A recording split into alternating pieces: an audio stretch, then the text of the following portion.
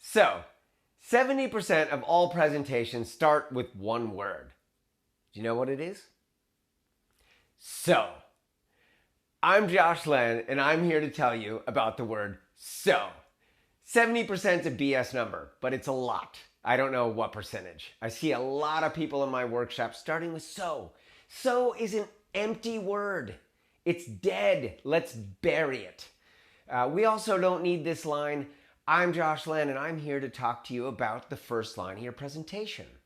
Just drop that too and go right into your presentation. This is a moment to grab the audience and start to take them on a journey. And we want to grab them in a way where we bring energy and emotion and in a big, bold way that stands out.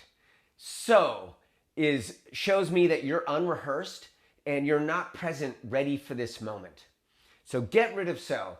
And the way to really make sure you're ready for this moment is rehearse. Rehearse the opening minute of your presentation so you know it up, down, left, right, and center.